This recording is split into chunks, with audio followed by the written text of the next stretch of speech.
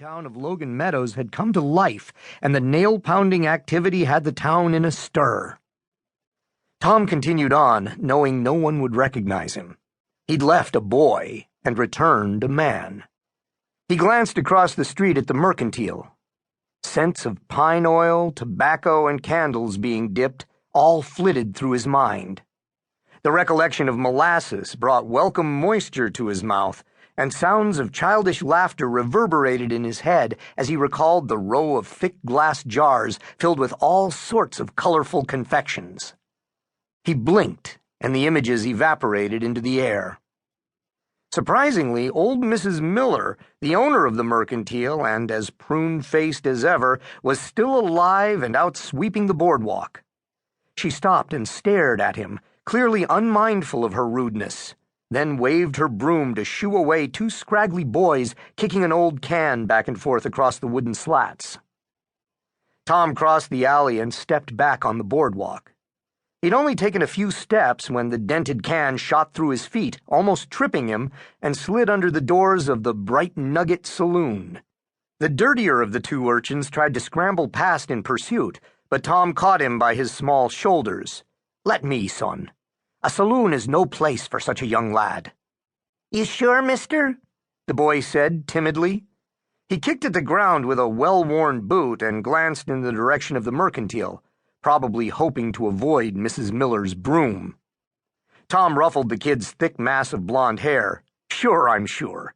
Us men have got to stick together, right?" He winked. "Now wait here, and I'll be right back." Pushing through the swinging doors, Thom let his eyes adjust. The saloon was dark in contrast to the sunny day. Music and carefree laughter careened around the room. Waitresses served drinks to the occupied tables and flirted with the men at the bar. Remembering the reason he was there, he bent and picked up the can.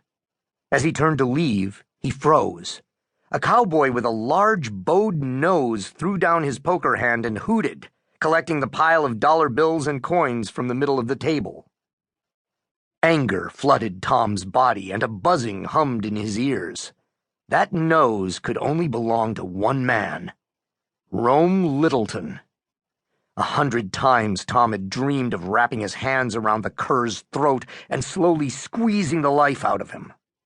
What was Rome doing in Logan Meadows? Whatever the reason, it couldn't be good. He took a step toward the poker table and stopped. As much as he hated to admit it, he had to leave it go. Reining in his temper, he walked out, handed the can to the boy waiting in the street, and headed toward the sheriff's office next door. The medium-sized jailhouse looked as if it had suffered a fire at one time. Thom yanked open the thick oak door and stepped through. Two men looked up. The loose-fitting pants, a parting gift from the penitentiary up in Deer Creek, suddenly felt awkward. Thom ran his left palm around the inside of his waistband, making sure his ragged shirt was properly tucked in. Sheriff Albert Preston, presumably the current sheriff because of the silver star pinned to his vest and the name on the wall, sat at the desk. Across the room, in one of the open cells, another fellow was stretched out on a cot, his fingers laced behind his head and his boots propped up on the metal end post. The sheriff took in Thom's ragged appearance, and his eyes narrowed a bit. His hand stilled from whatever he was writing. "Thinks I'm a beggar looking for a handout.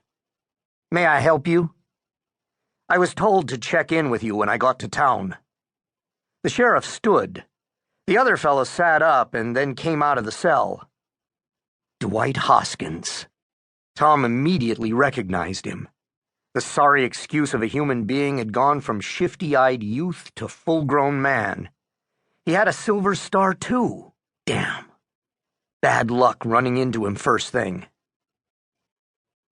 "You have something to say or not, tramp?" Dwight asked. "Be quiet." The sheriff shot his deputy a reproving look.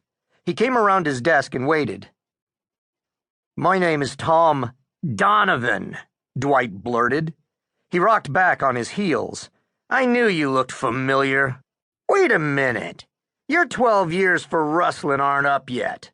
Why, it's only been—" He held his hand out and started counting his fingers under his breath.